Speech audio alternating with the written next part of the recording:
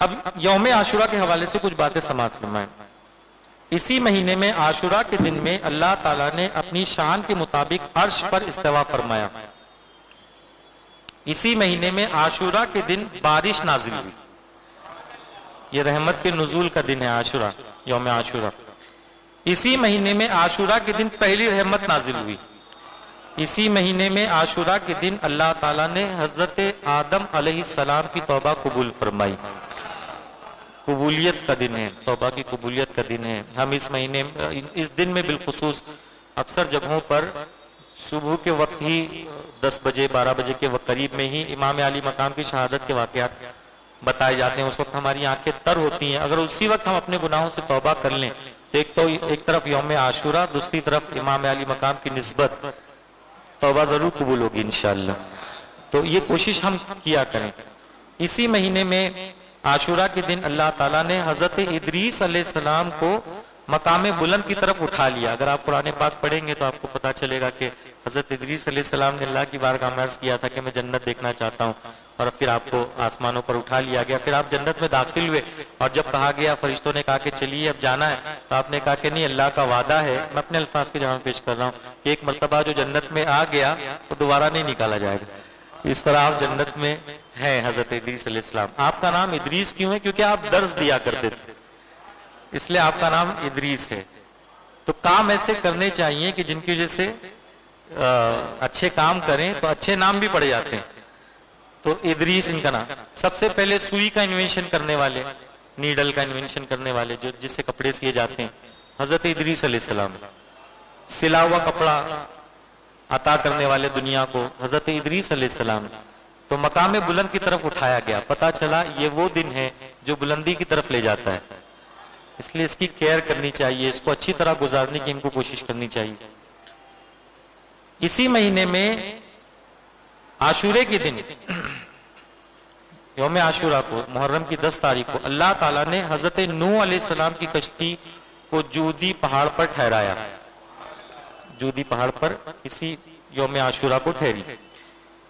اسی مہینے میں عاشورہ کے دن حضرت ابراہیم علیہ السلام کی ولادت ہوئی۔ حضرت ابراہیم علیہ السلام کی ولادت ہوئی۔ اسی مہینے میں عاشورہ کے دن حضرت ابراہیم علیہ السلام کو اللہ نے اپنا خلیل بنایا۔ اسی مہینے میں عاشورہ کے دن اللہ تعالیٰ نے حضرت داؤد علیہ السلام کی توبہ قبول فرمائی۔ اسی مہینے میں عاشورہ کے دن حضرت سلیمان علیہ السلام کو حکومت ملی، حکومت واپس ملی، اللہ نے عطا فرمائی حکومت۔ حضرت سلیمان علیہ السلام کو اللہ نے ایسی عظیم حکومت عطا فرمائی تھی کہ جانوروں پر بھی آپ کی حکومت، شیطان پر بھی آپ کی حکومت، جنوں پر بھی آپ کی حکومت۔ بیت المقدس کی تعمیر حضرت سلیمان علیہ السلام نے جنات کے ذریعے فرمائی۔ جنات کو بھی حکم دیا کرتے تھے آپ۔ ایک تخت ہوتا تھا، ایک طرف انسان، ایک طرف جنات، اور وہ تخت ہوا میں اڑتا تھا۔ ایسی اوپن فلائٹ دنیا نے نہیں دیکھی تھی جو حضرت سلیمان علیہ السلام کے پاس تھی، اور جہاں چاہتے ہوا کو حکم دیتے، ہوا اس تخت کو اڑا کر لے کر جاتی۔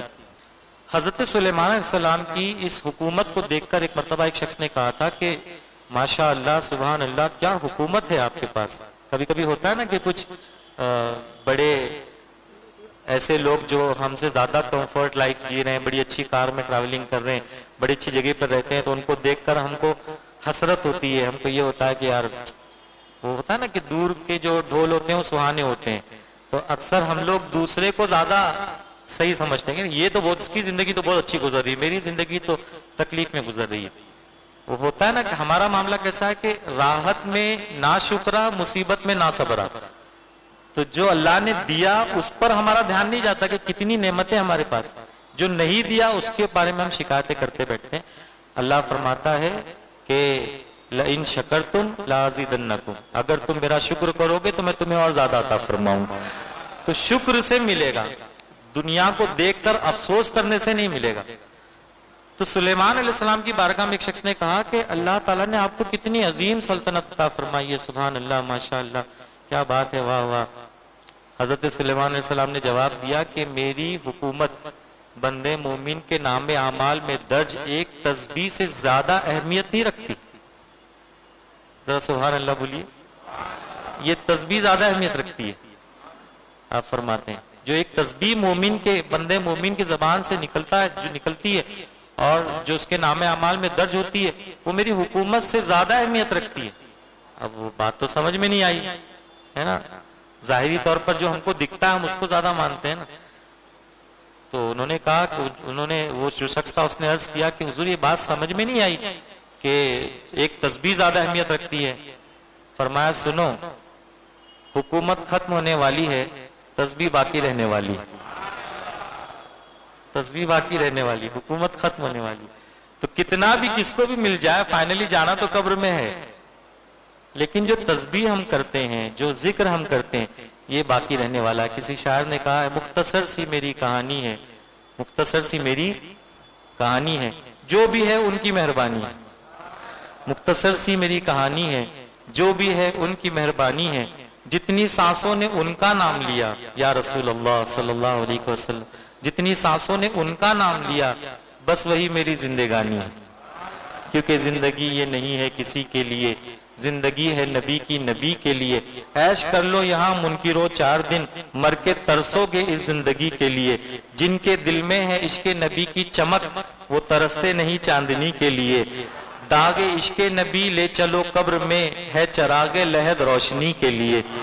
اختر قادری خلد میں چل دیا، خلد واہ ہے ہر ایک قادری کے لیے۔ ذرا محبت سے بولیے سبحان اللہ۔ تو اسی عاشورہ ہی کے دن حضرت سلیمان علیہ السلام کو اللہ نے حکومت واپس عطا فرمائی۔ اسی مہینے میں عاشورہ کے دن اللہ تعالیٰ نے حضرت ایوب علیہ السلام کی تکلیف دور فرمائی۔ اسی مہینے میں عاشورے کے دن حضرت موسیٰ علیہ السلام کی پیدائش ہوئی۔ حضرت ابراہیم علیہ السلام کی بھی پیدائش ہوتی ہے، حضرت موسیٰ علیہ السلام کی پیدائش ہوتی ہے، اور ان دونوں کی جو پیدائش ہے نا، اس کا بیان قرآن پاک میں اگر آپ دیکھو گے، حضرت موسیٰ علیہ السلام کی پیدائش کا جو واقعہ ہے کہ فرعون تلاش کر رہا ہے، پھر اللہ کی طرف سے آپ کی والدہ کو الہام ہوتا ہے اور آپ صندوق میں اپنے بچے کو ڈال دیتی ہیں، اور پھر وہ نہر جو ہے وہ فرعون ہی کے محل سے جاتا ہے، وہ جاتی ہے تو صندوق فرعون کے پاس پہنچ جاتا ہے۔ تو جو فرعون موسیٰ علیہ السلام کا دشمن ہے، اللہ اسی کے محل میں حضرت موسیٰ علیہ السلام کی پرورش کا انتظام فرماتا ہے، اور پھر ماں اور بیٹے کو ملا بھی دیتا ہے۔ اس لیے ہم کو قرآن پڑھنا چاہیے، تجوید سیکھنی چاہیے، اور قرآن پاک کو علماء اہل سنت کے پاس بیٹھ کر سمجھنے کی کوشش کرنی چاہیے۔ ایسے ہی حضرت ابراہیم علیہ السلام کی جو ولادت کے واقعات ہیں جو کتابوں میں آتے ہیں، اس کو پڑھنا چاہیے، علم حاصل کرنا چاہیے۔ اسی مہینے عاشورہ کے دن حضرت موسیٰ علیہ السلام جادوگروں پر غالب آئے، اسی مہینے غالب آئے۔ اسی مہینے عاشورہ کے دن اللہ تعالیٰ نے فرعون کو غرق فرمایا، فرعون غرق ہوا، ڈوبا تھا فرعون اسی عاشورے کے دن۔ اسی مہینے میں عاشورہ کے دن حضرت یونس علیہ السلام پیدا ہوئے، محبت سے بولیے، یونس علیہ السلام بھی اسی دن پیدا ہوئے۔ اسی مہینے میں عاشورے کے دن حضرت یونس علیہ السلام کو مچھلی کے پیٹ سے نجات عطا فرمائی، مچھلی کے پیٹ سے بھی نجات اسی دن عاشورے کے دن یوم عاشورہ میں۔ اسی مہینے عاشورے کے دن حضرت یعقوب علیہ السلام کی بینائی واپس آئی، بینائی واپس آئی۔ پھر اس کا بیان بھی قرآن پاک میں ہے، سورہ یوسف اگر آپ پڑھیں۔ اسی مہینے میں عاشورے کے دن حضرت یوسف علیہ السلام کنویں سے نکلے، اسی مہینے میں عاشورے کے دن آپ قید سے آزاد ہوئے، اسی دن حضرت عیسیٰ علیہ السلام کی ولادت ہوئی، اور اسی مہینے میں عاشورہ کے دن اللہ تعالیٰ نے حضرت عیسیٰ علیہ السلام کو آسمان کی طرف اٹھا لیا، اور اسی مہینے عاشورہ کے دن سرکار صلی اللہ علیہ وسلم نے حضرت خدیجۃ الکبریٰ رضی اللہ تعالیٰ عنہ سے نکاح فرمایا۔